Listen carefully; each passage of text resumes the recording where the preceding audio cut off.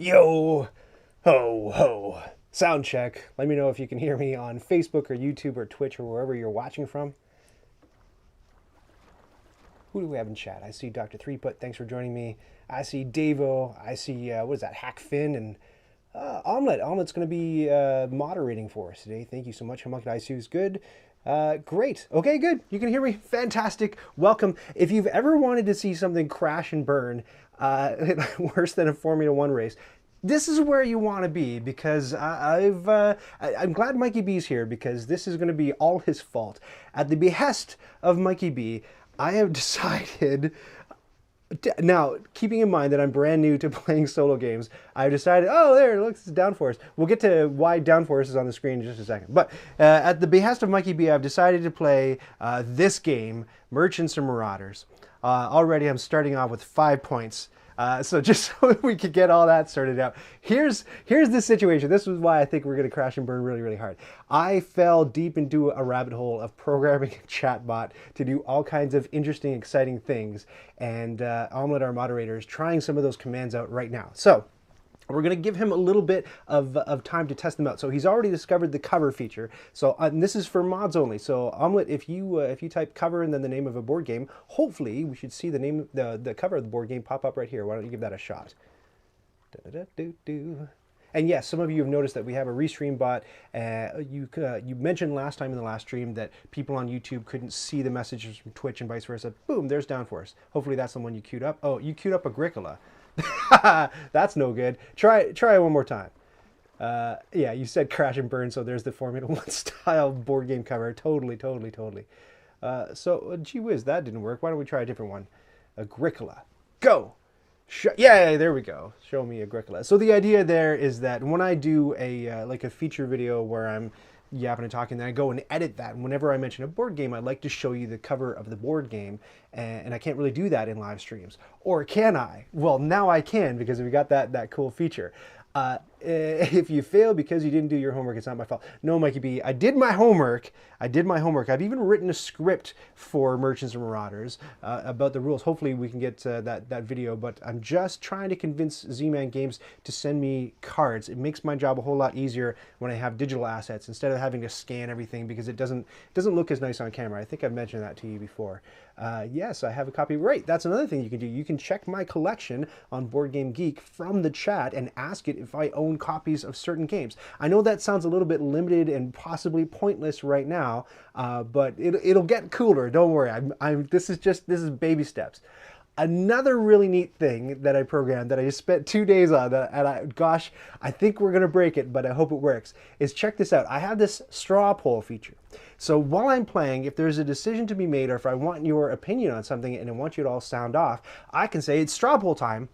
And I'll say like, I'll give you two options. I'll give you an A and a B. So I'll say like dogs versus cats. If you like dogs, vote A. And if you like cats, vote B. So here we go. We'll launch the straw poll.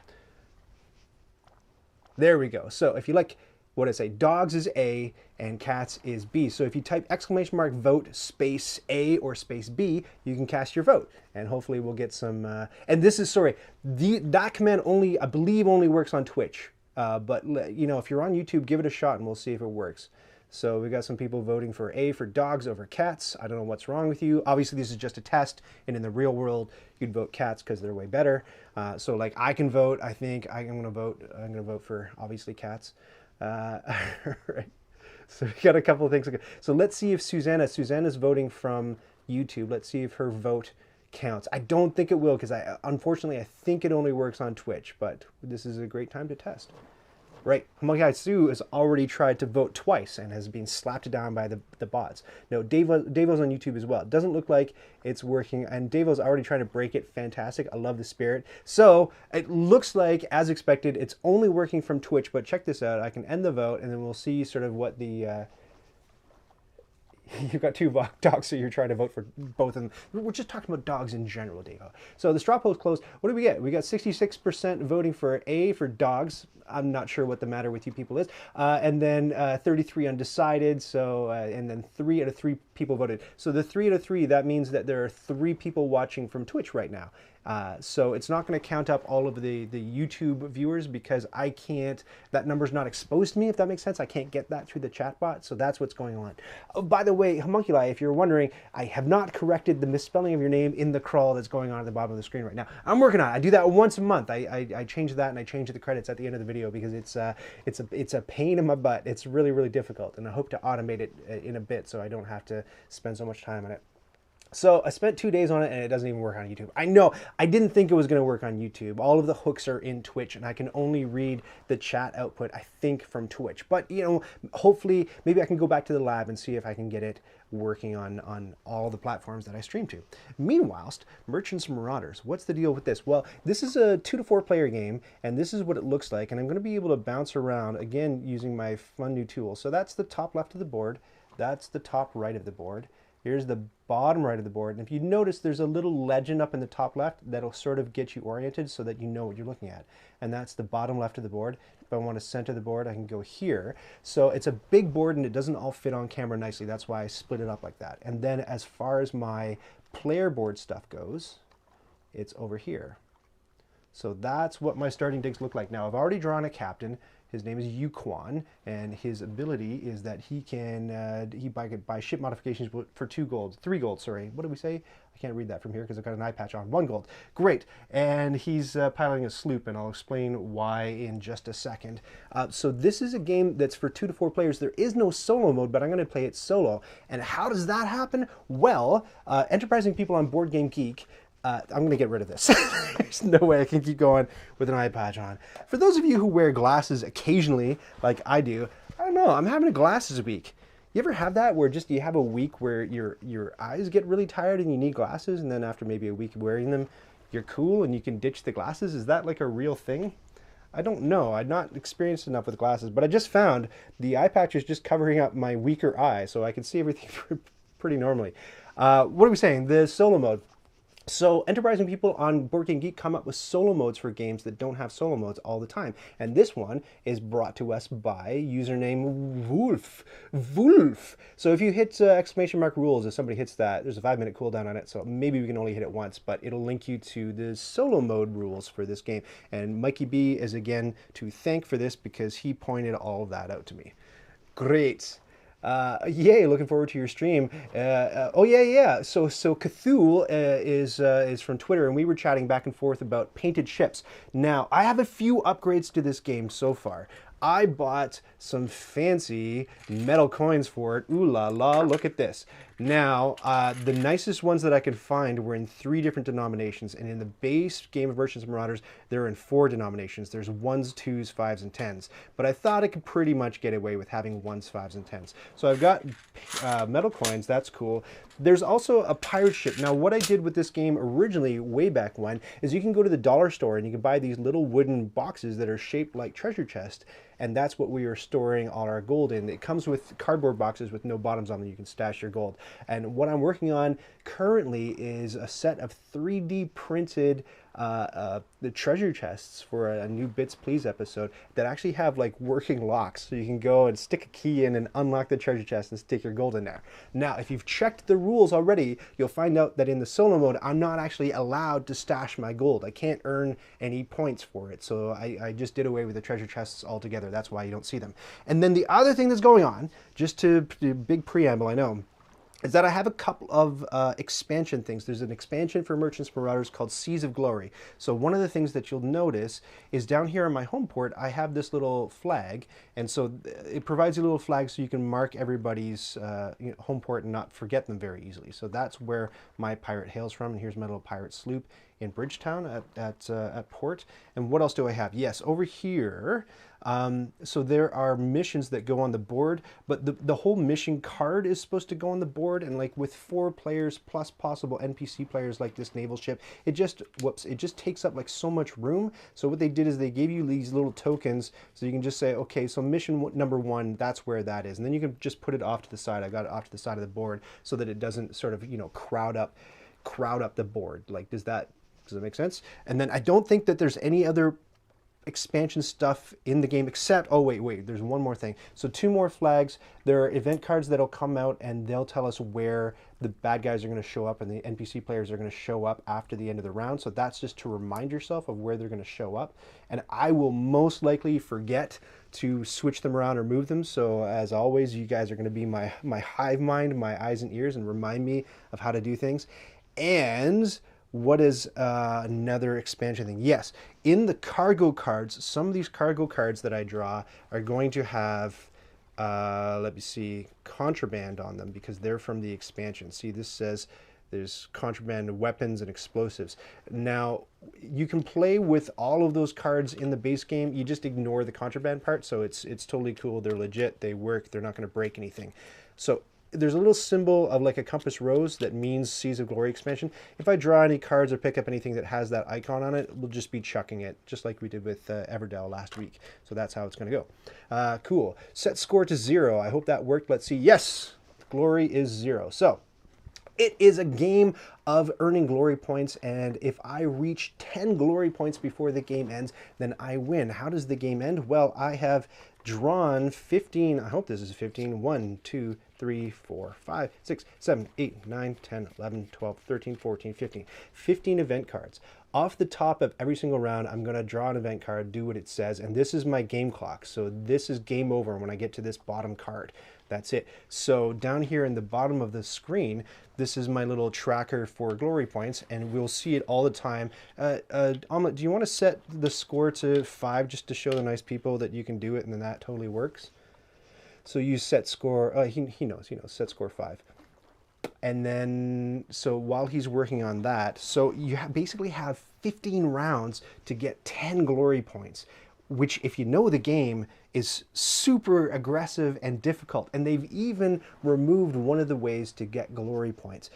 So this is a game where you can play either a merchant or a marauder, a pirate, and sort of one type of player is better at getting glory points than another type of player. So if you're playing a pirate, you can go and roll merchant ships. All of these are represented by these little face down tokens. And if you're a merchant, you can go around to the different ports and you can buy goods and ship them to other places. I'm just noticing that we're missing a port token. Where's my little port tokens on this port right here? There we go. So that's going to be tobacco. However, one of the things that you can do to earn points is you can stash your gold. Every 10 gold you stash in your treasure chest at your home port gets you a glory point. And one of the expectations of the solo mode is that you can't stash your gold for points. So automatically they removed one way to get glory points. What are the other ways of getting glory points? Well, you can sink a ship. And that's much easier when there are other player ships on the board and everybody's just sort of like a baby ship. But look what we have on the board right now. Up here, we have a Spanish, what is this? A Spanish frigate, and we have a French man of war.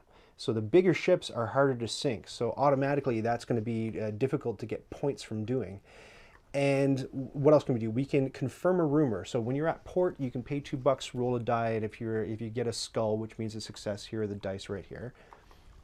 Anytime you roll, so it's 1, 2, 3, 4, and then the 5 and 6 are skulls, and that means success. So if you roll for your rumor ability, if you roll your treasure chest ability, that's 1, so you're rolling 1 die. You roll 1 die, and if you get a 5 or 6, a skull, then you get to get a rumor card, and the rumor cards tell you to go to a certain place and usually make another, status check or a roll. And if you're successful, then you confirm the rumor and you get a glory point. So that's a lot of stuff to get a glory point. I mentioned the missions. These little tokens up here represent missions. If you go to the place and you claim the mission and then you do what's on the mission card successfully, then you get a glory point for doing that. And that's really, really challenging. I'll look at the missions in a second. If you buy a big ship, one of the galleon or I believe the galleon or the frigate, then you get a glory point. You can only do that once in the game, and that costs essentially 30 gold if you're selling a small ship. It depends what kind of ship you sell. You cash your ship in and then you pay money for the big thing. So if you're cashing in one of the small ones, like I've got this little sloop right here, then that's going to be sell it for 5, buy the frigate or galleon for 35. So really you're paying 30. And then there's a little bit of an extra if you've got any sort of ship modifications or special stuff going on in your ship. To the chat. Fiddly fun, a taste of old school board game magic. I agree, Fennerob. It is fiddly. I've said before, and I did a Find the Fun video on this game.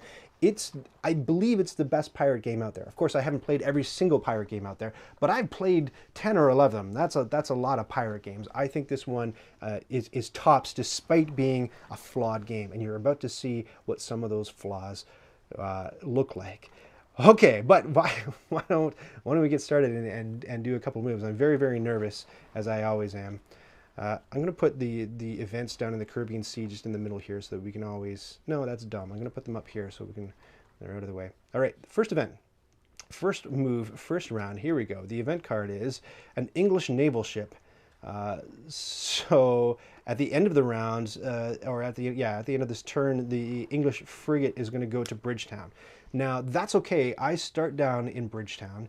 This is my home port. My ship's here, and I don't. Even though I'm playing the ship that is best for piracy, I don't have any bounties. If we go over here to my board, this is where you list all the flags of the countries that you've essentially pissed off or robbed from.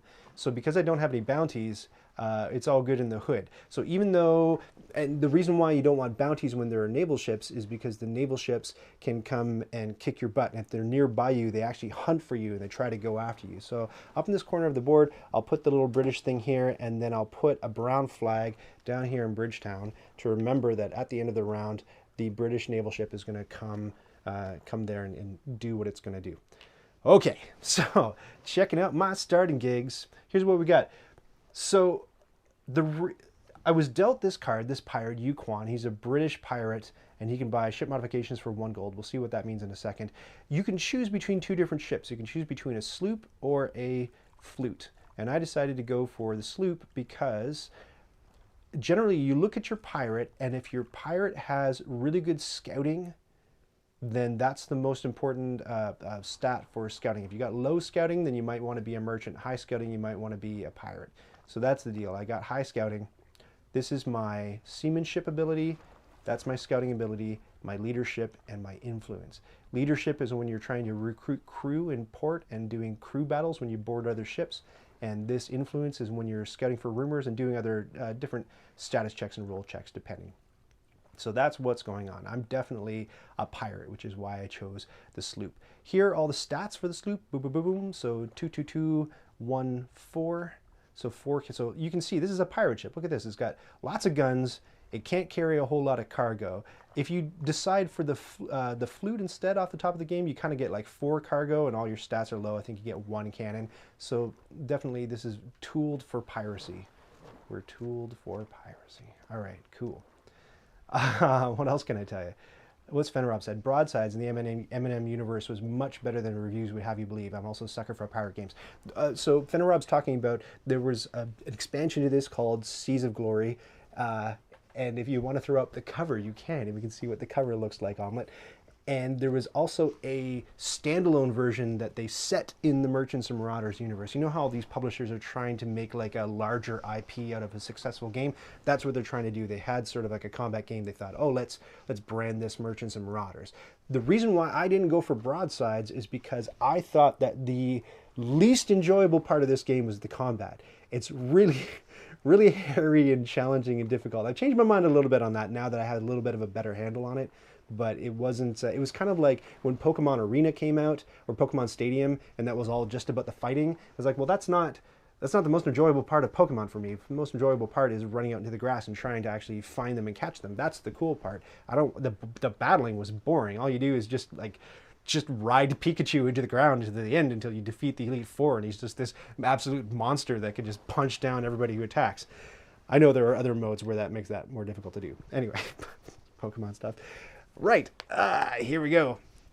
So I have 3 turns, 3 moves, and these are just chits that I stole from a copy of Catan that I have. You might recognize them. So just because I'm a bearer of very little brains and I forget things, I'm going to be flipping these as I take my moves. And my moves can be move, scout, or port. And this is my starting money. I have $5, and this is the glory card that I start with. I start with the card, but not the point. But the card is really, really good. Check this out. It says new tricks.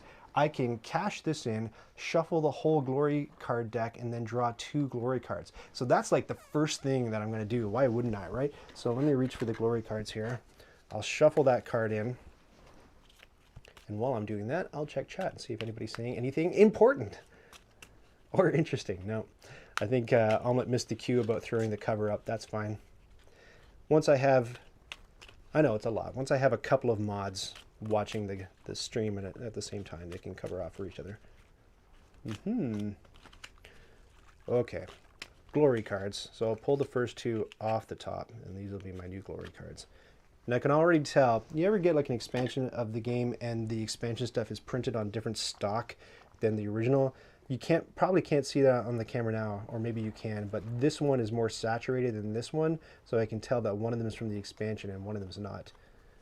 Okay, so let's take a look. Well, it doesn't have the expansion logo on either of them. So these are my glory cards. I can use them at certain points in the game.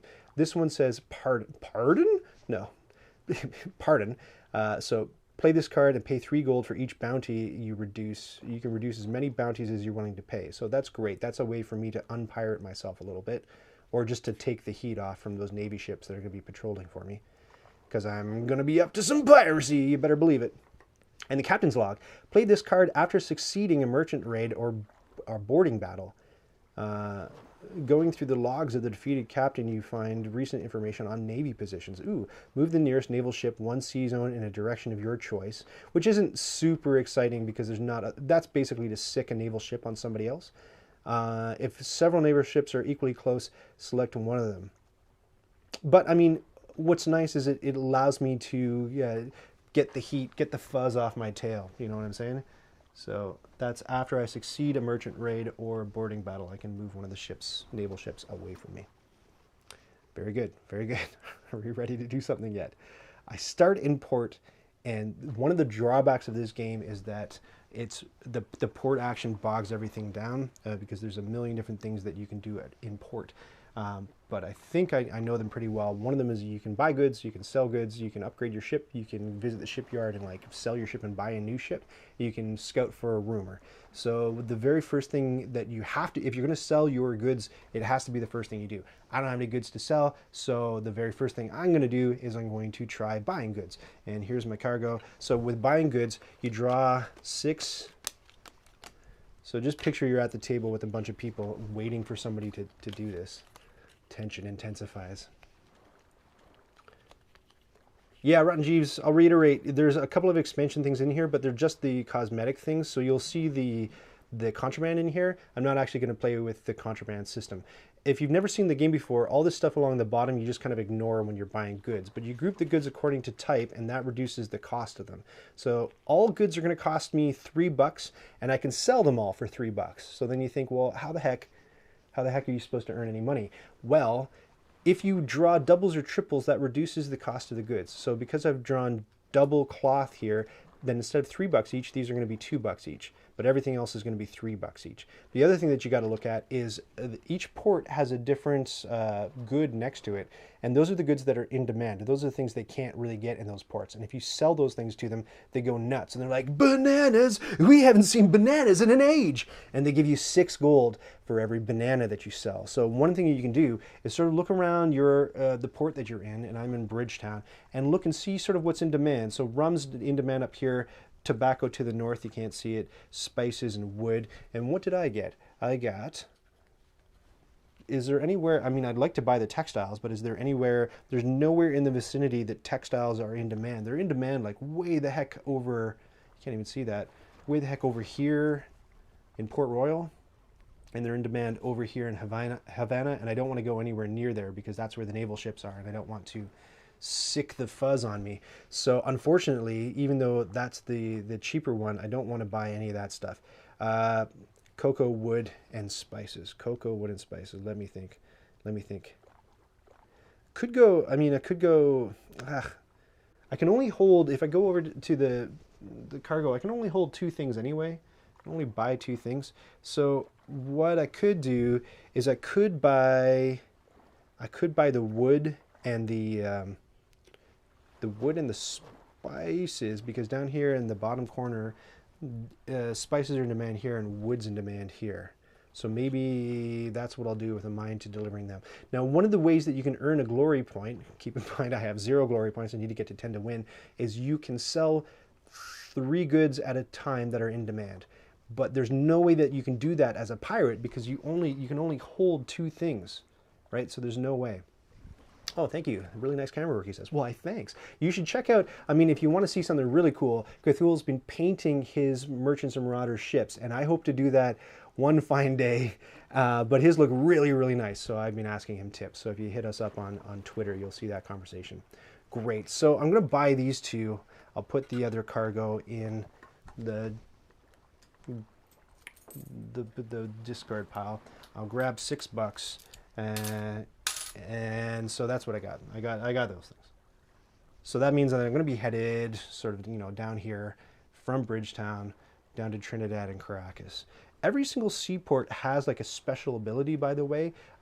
Mostly they're good, sometimes they're bad. The thing with Bridgetown is that if you're piloting a big ship, then you have to roll your seamanship, or else, and then for every non-success, I think you take a hit to your ship, because historically that port, I looked it up, it's like, I think it's really shallow. It's really hard for big ships to get into. The old port is really shallow, so it wrecks your ship going in, which is kind of funny. And then down here in Trinidad, where I'm headed, all captains in this sea zone are invisible to naval ships. That's very exciting if you're a pirate like me. Over here, Caracas, draw 8 cargo cards. I say I'm a pirate. I'm a little bit like Guybrush Threepwood. I don't actually have any bounties now. I want to be a mighty pirate. I'm headed there. I aim to misbehave, as they say in Firefly. Here we are. So that was actually, so this is my first action, which is going to be port. The other thing that goes on when you do a port action is if this thing isn't flipped, you get to flip it. And this is a special weapon that you can buy, or sorry, a ship upgrade that you can buy that makes your ship better. And I believe that my captain says you can buy ship modifications for 1 gold. So like, why the heck wouldn't I do that? So the ship modification I'm going to get is sails, which increases my maneuverability by 1. And where is my maneuverability? I can't remember. Cannons, I believe it's...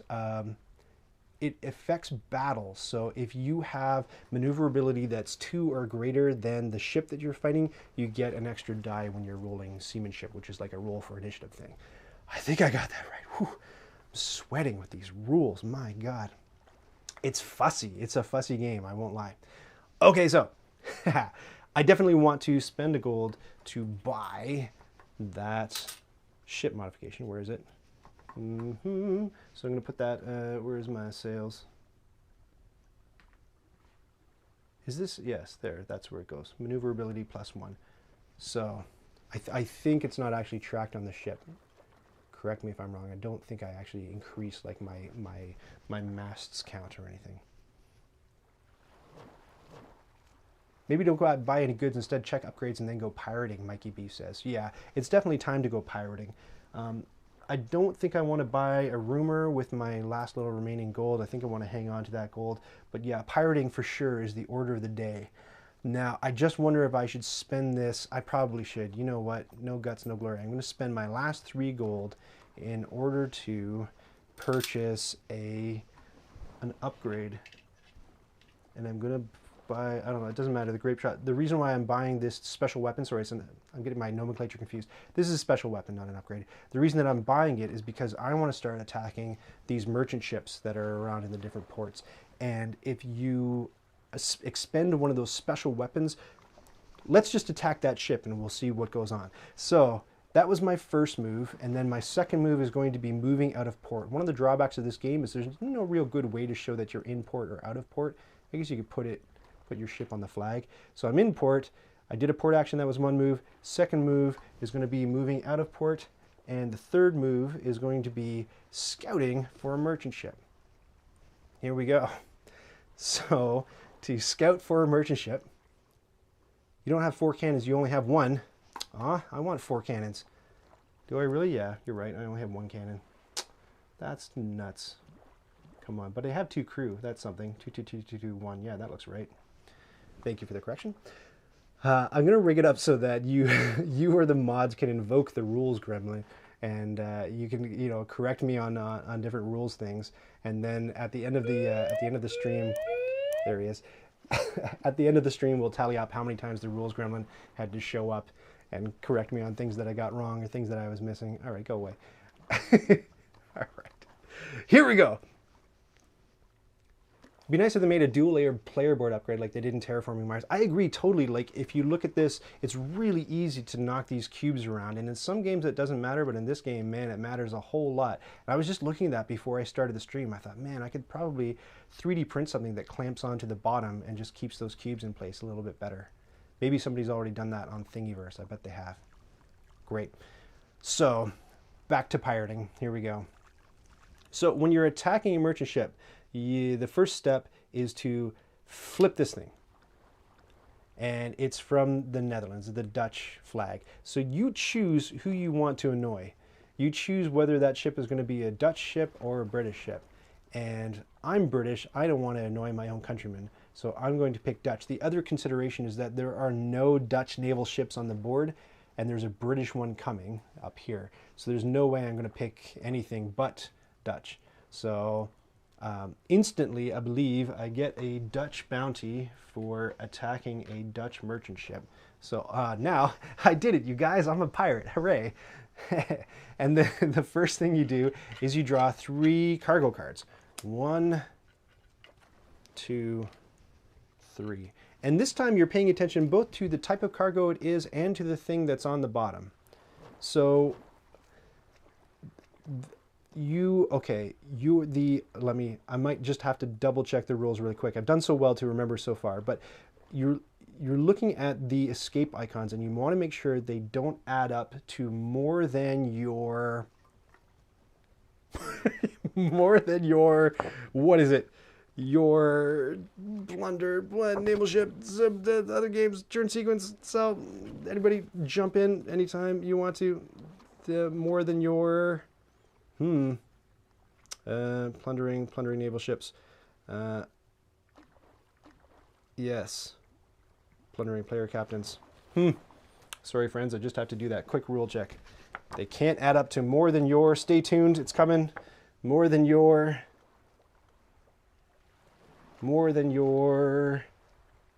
maneuverability. Ah, great. And maneuverability is 4+1 because I have the sail, so my maneuverability is 5.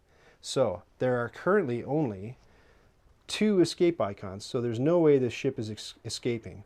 And there's a damage to my hull. So the situation here is that I get to roll my leadership ability. Is it leadership? Sorry, my seamanship ability. So I get to roll 2 dice. And the reason I'm rolling 2 dice is if I don't like, if I want to mess around with these cards, essentially is what's happening. So I rolled 2 dice, and it's a 4 and a 3. I rolled no successes. For every success that I rolled, I could either get rid of one of these cards, I could swap it with another card in the stack, or I could add a card. So because I rolled no successes, none of that even matters. Let's put the dice aside. So I kind of have to stick with these, which means that I take a damage to my hull up here, fugoosh, right? And if your hull, you don't die, oh yeah, let me think. If everything goes down when you are in a player versus NPC battle, you do die, your ship sinks, and in the solo mode, you lose the solo mode. But I believe that if your hull goes down to 0 when you're doing a merchant raid, you don't actually die, your ship is just completely crippled and you can still repair it. But I could be wrong about that. Maybe if you want to check the rules and fact check me on that. But the cool thing is that I now get to take any of these cards, and I believe that I get gold according to the values on those cards. Let me just double check that again. So many rules to keep in your head. It's really, really challenging.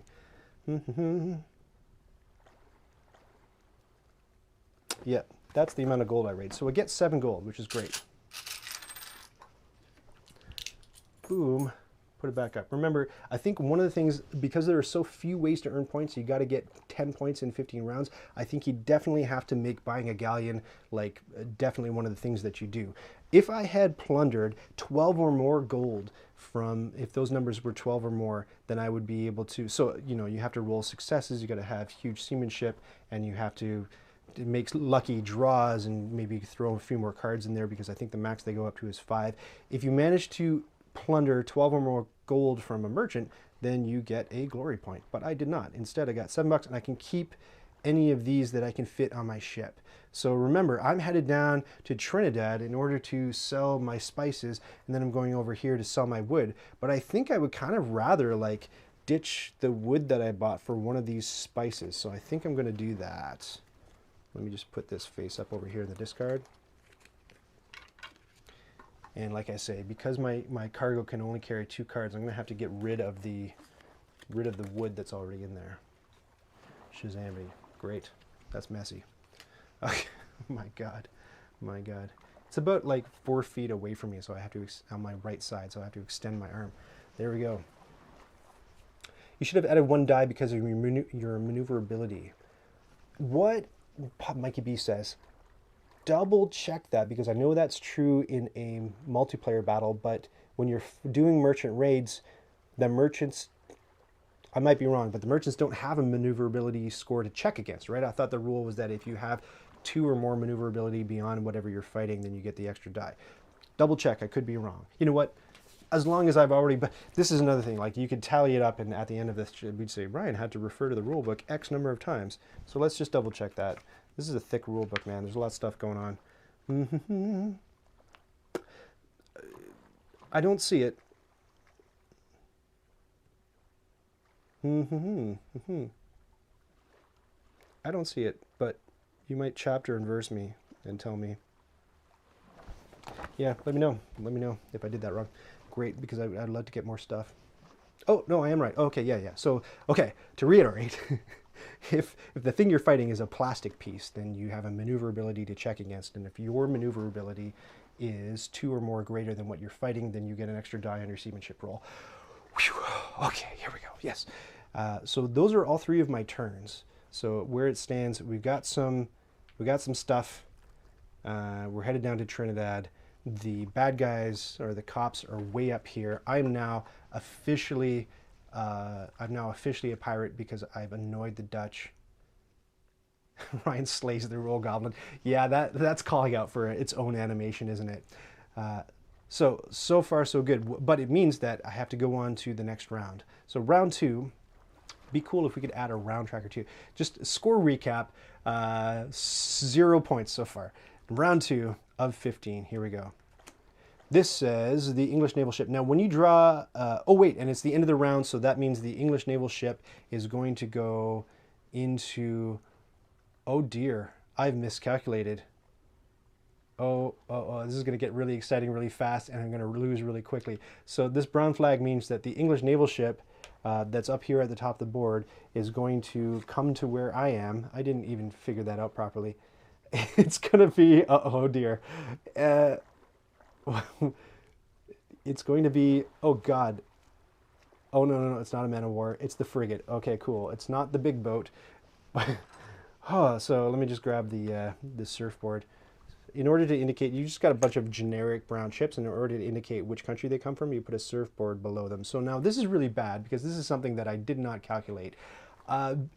Because I'm a pirate, and because I've been up to naughty business, attacking merchant ships, I didn't annoy the British, but I am still a pirate, and so it behooves the British Navy to move towards me if they're 1 tile away from me or on the same tile, or scout for me, look for me, and try to fight me if I'm on the same tile, just because I'm a pirate, and they don't want pirates in the ocean. So that was very bad planning on my part. Like I said, if you want to see it all crash and burn, this is where it's at. This is where you want to be. And so the frigate is coming in which sea zone at the end of this? Old Providence, which means that at the end of this round, as long as I can evade the British guys, then the next British ship next round is going to go way the heck over here. So we'll put the brown flag on here, and up at the top of the board, I'm going to put, so you can only have 1 ship from each country on the board at the same time. So this new British guy goes on top of the old British guy. You put your new TV on top of your old TV. Great. Here we go. Back to Bridgetown. So that was round number 2. We're going to go... Cthulhu says she's entertained. That's very good. I'm glad you are. We're going to go over here, and I'm going to flip all of these back over. It's my turn again. So I'm going to flip one to move. Down here, that means I take my sloop. And, oh, no, right. So because I begin my turn in the same sea zone as the cops. The cops are going to scout for me. And so this is a frigate, so that means that up at the top of the board, you have to look at the card that defines what the frigate's got, and it's, how do you figure out the scouting for the frigate? Let me think. Oh, right, it's up here at the very top. So this is the card that's actually active, and its scouting is 2, and I think you add 1 for every bounty that's from the same country or any country. Is that 2 per from the same?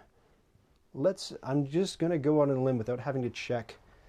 Yeah, set round 2, exactly, that's what we're working on. So I think it's only scouting with 2, because if I were to have a British bounty, it would scout with 3. If I'm wrong about that, please let me know. So it scouts for me, and flip, it finds me because we rolled 1 success, which means this could be, as I was expecting, a very short game. I'm gonna fight. I'm gonna fight the British frigate and likely lose. When you're playing this game multiplayer, here's how it goes. You pick one person who, they play the NPC, the non-player character, and they roll dice for the non-player character, and the dice go to whoever has the most interest in seeing you sunk, is essentially how it works. And if everybody has the same interest in seeing you sunk, you kind of just go like to the left of the active player, and that person rolls dice with the non-player ships. How does it work in solo mode? Well, it's kind of like on the honor system. You have to roll for both players, and when you're rolling for the bad guy, you have to make decisions according to like what the best interests of the bad guy are. So you have to be faithful in your dice rolling for the bad guy. All right, so here's how combat goes. It's very hairy, it's very challenging to remember everything to do, but the very first thing that we do is we check the seamanship ability. Up here, it's nope, not that boat. Nice try. It's 2 for the British frigate. Sorry, the British, what is it? Yeah, is it a frigate? It's a frigate. I believe it's a frigate. What are you piloting here? Sorry, I just have to double check the card. I can't see that far. Yeah, it's a frigate.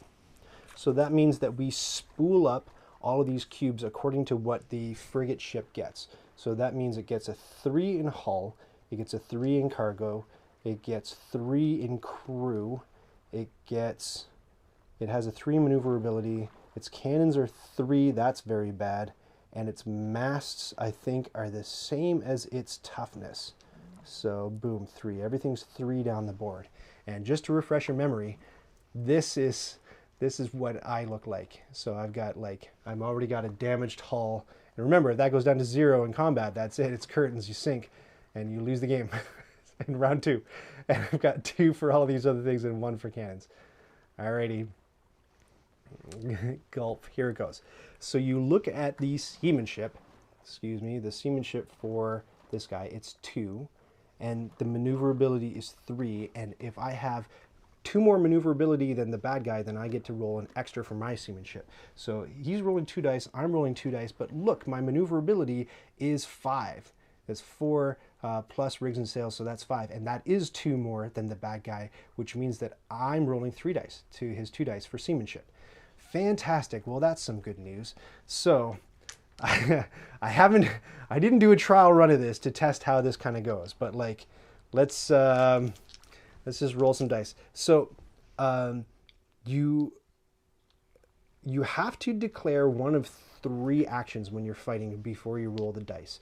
You can either shoot your cannons at the other person, you can board the other person's ship, or you can flee. But in the very first round of combat, the only option to choose is shoot.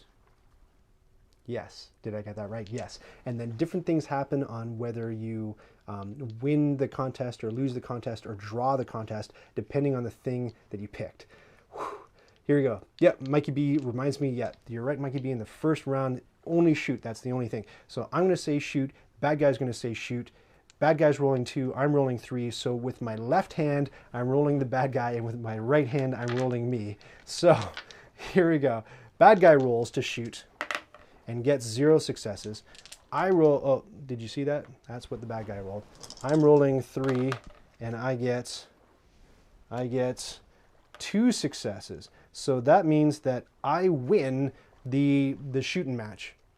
So because I got 2 successes, that means that, or because I rolled better than the other guy in the seamanship match and I chose shoot, that means that I get to roll all of my cannons against the bad guy. And how many cannons do I have? Well, Mikey B reminds me that I only have 1 cannon.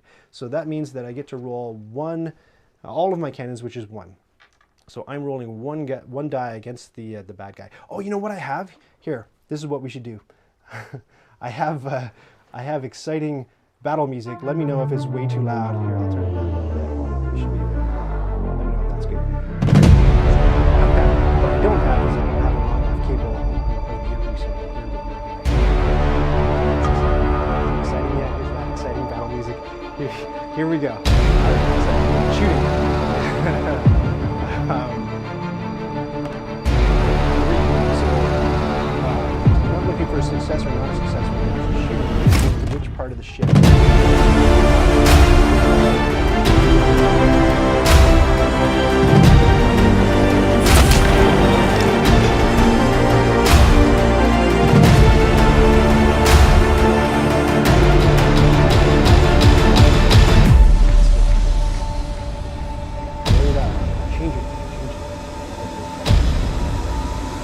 What I was saying was, when you're actually shooting when you shoot your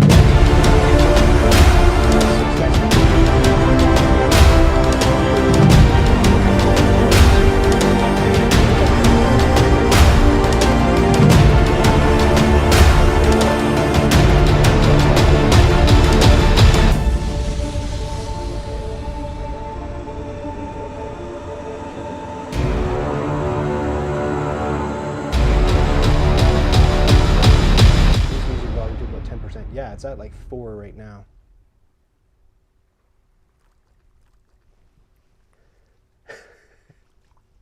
Exactly. Monkey Zoo says it's like a real pirate battle. This is immersive entertainment, folks. Let me know if you can hear me, please. I hope I did it right.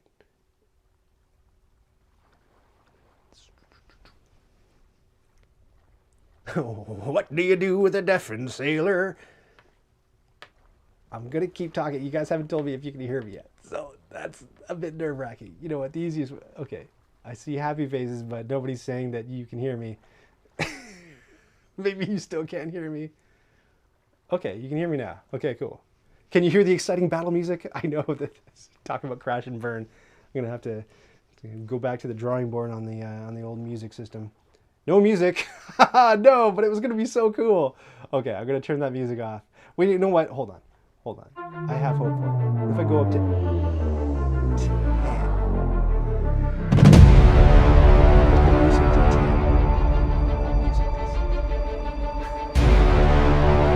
The delay between what I'm saying to you and what you're saying to me is it makes this kind of weird. Too loud.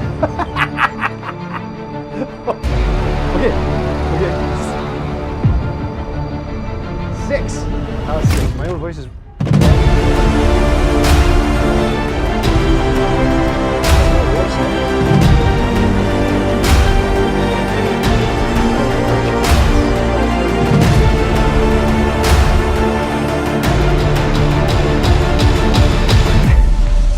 It is super low. It's like, if this was the bar, it's right here. Great idea. Yeah, totally. I told you I would. Let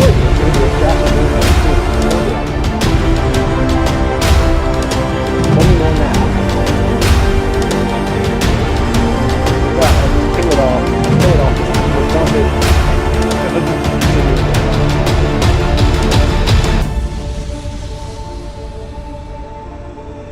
Music is pretty nice 3 times out. Okay, that's it.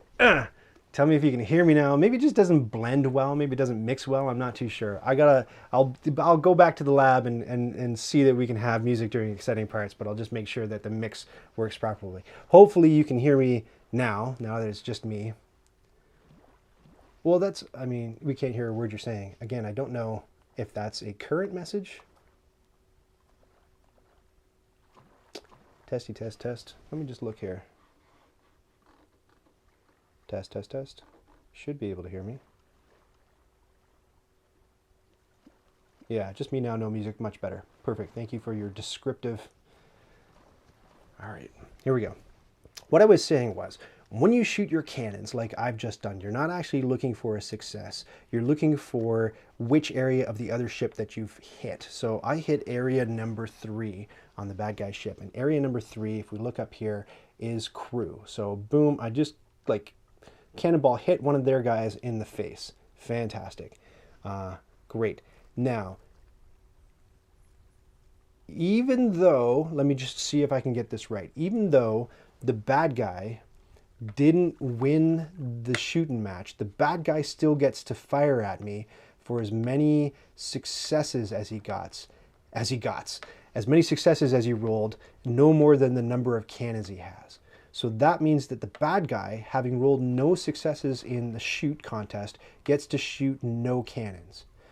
Had the bad guy rolled 2 skulls, and this didn't happen, but had the bad guy done that, then the bad guy, despite losing the shooting match, I believe, would have been able to still roll for 2 cannons, fire 2 cannons. And as we see up top, the bad guy has 3 cannons. Now, we're going to go into hypothetical. Had the bad guy rolled 4 dice and was very successful, well, this would have meant that the bad guy won the shooting match and gets to roll with all cannons anyway. But let's say that somehow the bad guy tied or lost the shooting match and rolled 4 successes.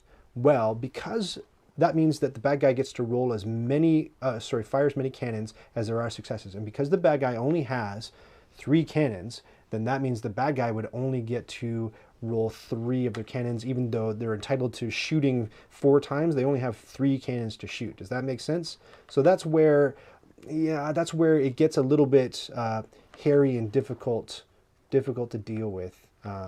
I'm just going to check one thing though. I just remembered that I have a special weapon, the grape shot. So when I targeted, when I rolled to see where my ship was going to hit, it hit the bad guy's crew. If it hit somewhere else and I really wanted it to target the crew, I could actually get rid of this token and make it hit the bad guy's crew. But it's not going to do me any good because, hey, kiosk beer, good to see you in chat. Thanks for joining me. If I had gotten rid of this, I would be able to force the shot to go to the crew. I didn't do that. It hit the crew anyway. So that was contest number 1. Still, the bad guys are rolling 2 and I'm rolling 3. So so the bad guys' choices are, and you know what? Because of the straw poll functionality, I'm sad that I didn't rig it up so that we could have 3 choices, because that's really what's going on. But let's say the bad guy's not going to choose to flee at this point. The bad guy can either choose shoot or board, and board turns it from a sea battle into a crew battle. So I want to leave it to you. You guys can decide what the bad guy's going to do. So if you vote A, that's going to be shoot, and if you vote B, that's going to be board. So shoot or board. And board, let me just show you what options you're picking from. So board means that we're going to have a crew on crew battle. So it's going to be 2 crew versus 2 crew. So that's the situation. Do you think that the bad guy should shoot or board? Vote now. Vote now. Well, I'd take a little drink. Drinky poo. I was going to get like a like a maple syrup cask and write XXX on it and drink water out of that. I also have kind of a red nose today. Looks like I'm a bit of a rummy, but really, I'm just a fat guy who sleeps with a CPAP mask and it's been irritating my nose. This is not very piratey. All right. Can you shoot and then board in the next round? Yeah, so yeah, I'll give you the choice again in the next one. So if the bad guy, if you choose shoot now and bad guy doesn't successfully board, each round you choose whether you want to shoot, board, or flee. So let's see, I'm going to close it very soon. A couple of votes coming in. So now I'm going to end it. Get your votes in now. Vote now. And all right, I'm going to end it. Okay, what do we got? Oh no, it's 20% to 20% for shoot and then board. So I think, so that leaves it to me. Damn it.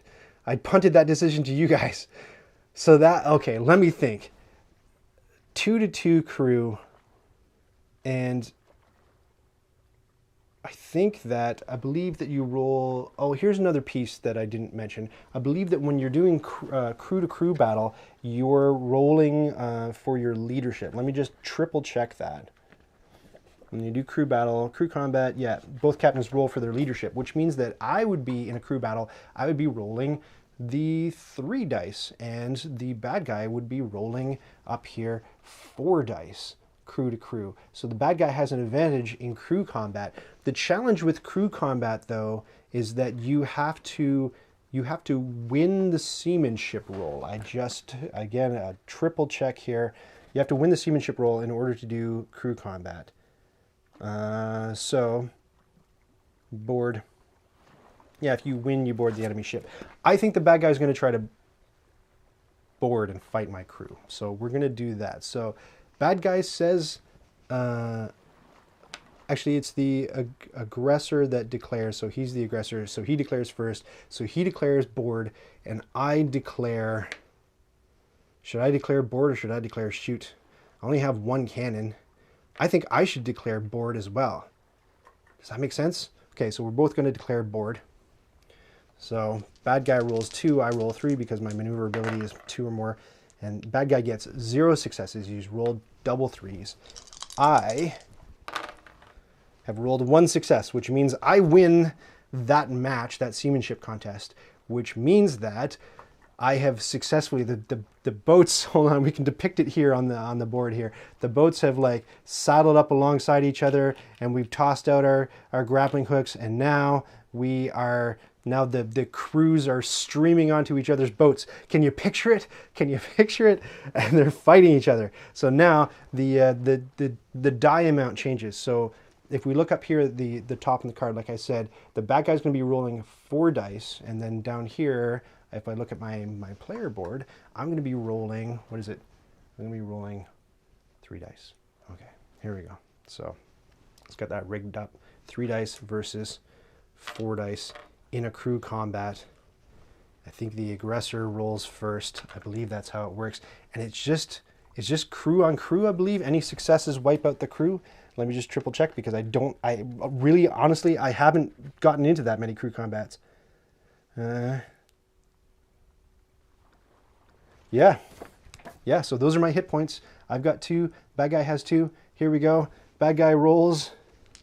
If it's more than 2, this is game over. It's 1, and my roll is 1. Oh my gosh, I'm in it to fight another day. So my crew goes down to 1, and up here at the top of the board, the enemy crew goes down to 1. And so now that we've switched from a sea battle to a crew battle, we can't get out of crew battle. It's not like you can be like, okay, come on, boys, get back on the boat. It's a crew battle to the bitter end. So it still is 4 dice to 3 dice. So just to set the stage and explain the stakes. Bad guy's rolling 4, I'm rolling 3. If the bad guy gets 1 or more skull, game over. And if I get 1 or more skull, I live to fight another day. So here we go. Bad guy. Okay, wait, I'm gonna roll mine first. It would be simultaneous, but I'm gonna roll mine first because the stakes are lower. So, yeah, okay, so I will successfully kill their last guy and win the battle as long as the bad guy doesn't roll 1 success. And there's a pretty high, I don't know my odds, but there's pretty high odds. Oh no! So thank you for joining me on today's stream.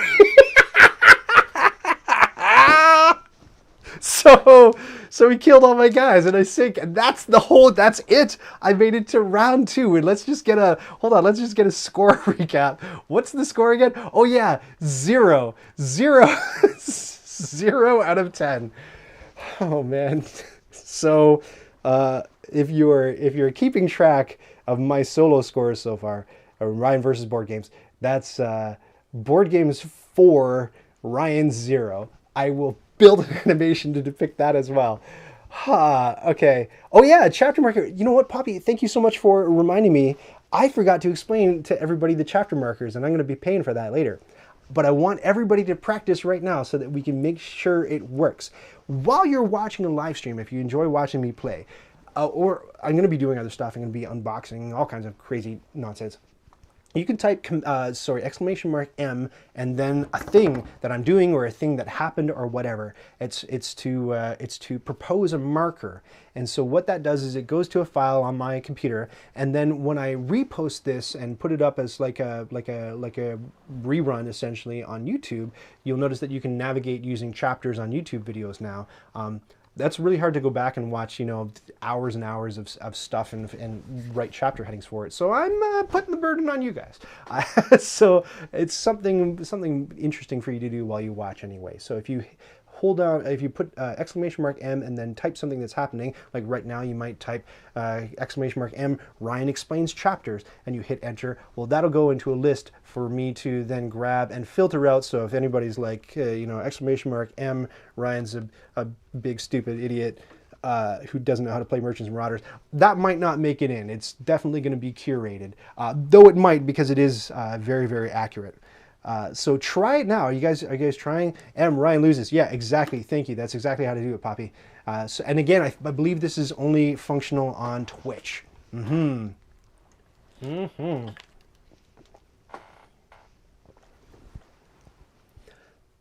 Davo put a few in YouTube, but the bot didn't thank him. Yeah, if the bot didn't thank Davo, it's because I think it only works on Twitch. Like I said, I can only grab certain chat hooks, I think so far in Twitch. I'm going to look into that. There is a function where I can hook into the messages coming in through Restream, which will allow me to grab Facebook and YouTube, but I'm going to check it out and see if I can reprogram it to work on other platforms. No promises, but I'm working on it. Ryan should wear the hat in every video, only the pirate ones. You know what? It's really exciting. You guys seem to like the thrift store shopping that Cheryl does. So you saw if you were watching earlier live streams, you saw the beautiful blue chair that she got so that I can do story time and I can read you stories from different board games from the chair in a silk gown. If you think I'm making that up, it's gonna happen. Don't worry. But one thing I have this junky old cardboard box down here to my left, and it contains all of the costumes that I've ever used in every single video. So I have hats and glasses and accoutrements for many different board game occasions. And I've got way too many costumes to fit the box right now. So I said to Cheryl, like, I could really use, if you're Canadian, I could really use a tickle trunk, like one of our children's entertainers, Mr. Dress Up, had, where he put all of his costumes. And so she just went camping last weekend, and on the way down the road towards camping, quite near our house, she noticed that somebody had put out this gorgeous blue branded big chest, right? Like a beautiful tickle trunk. And it's just the leather on top is a bit worn, needs replacing. So she went out and grabbed that and brought it home immediately. So I have this cool tickle trunk that we got to rehabilitate. The other thing that's wrong with the tickle trunk right now is that it's locked. So we have to break into it and then make sure that there are no ghosts inside, I think is the next step. And then I have to maybe, I don't know, 3D print a key for it. I don't know what's going to happen with that, but somehow we'll get it open and I can put the costumes in. Why does that matter? Well, you'll see me wear more costumes. One of the things I'm working on, I can't wait to tell you guys about all this stuff. It's so much. I haven't been able to get any work done this week because I've been so obsessed with programming this chatbot and doing cool stuff with it. One of the things I'm working on is the ability first for you to gain currency. So if you vote in those straw polls, maybe I toss out a piece of currency to you. If you do different things, you know, you've seen it work on other channels, I'm sure, where people accrue currency for watching and for participating and doing things. So you're going to be building up a little bit of fake money. What can you do with that fake money? Well, one expensive option that I've been considering is being able to spend the fake money on choosing from an a la carte menu of costumes and forcing me to put one on. Wouldn't that be fun for all involved? So that's a taste of one of the things that I'm working on. The tickle trunk, yeah, good. You're setting markers, that's good. What else can I tell you that's really, really exciting? This thing that I keep touching over here to my left is the greatest thing that's ever happened to me in my entire life. I wanted to show it to you last time, but I had to make sure it worked. So I'll show it to you now. This, if you've seen streamers work with a little tool called Stream Deck, it's like a glorified keyboard, really, but I didn't realize that it actually had a screen in it and it showed different mutable or changeable things for each button. I thought it was like a piece of paper you were sticking in, but essentially it's a keyboard with programmable buttons and you can tap the buttons and do things on your stream. That's cool, but I didn't want to pay hundreds of bucks for it, really. I thought, oh, I'll just use a keyboard. But then I found this thing. This is called Touch Portal, and I've been using it for 2 weeks straight now, doing all sorts of crazy stuff with it. So, for example, like it's the coolest thing ever. So, just for that stream you were watching with me playing Merchants and Marauders, all of the different camera views I had mapped over here.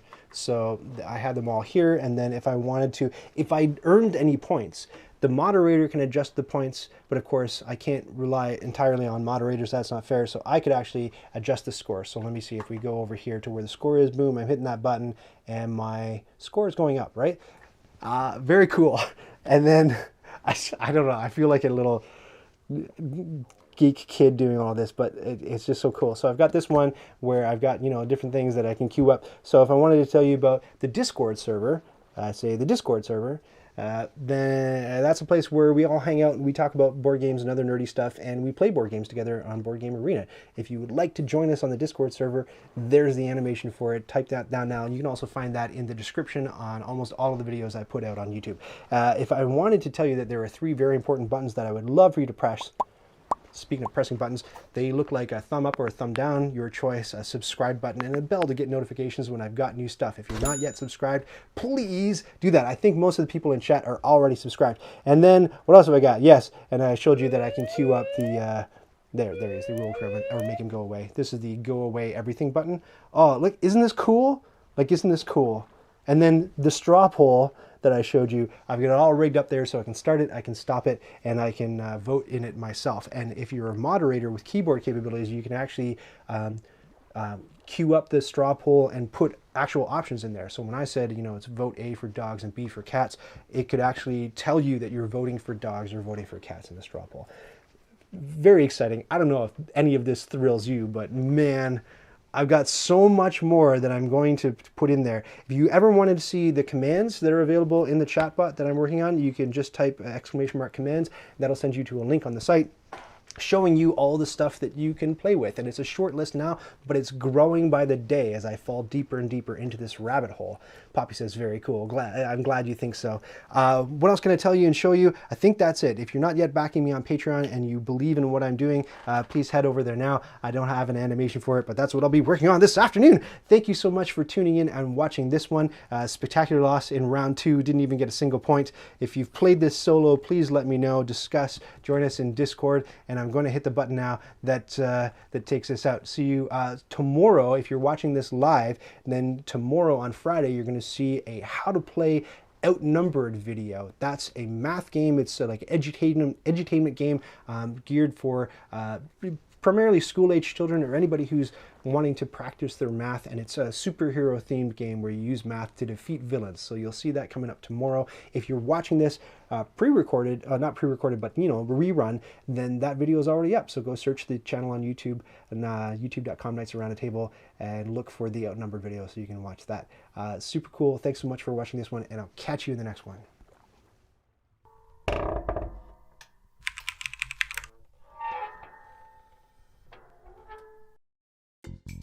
Did you just watch that whole thing?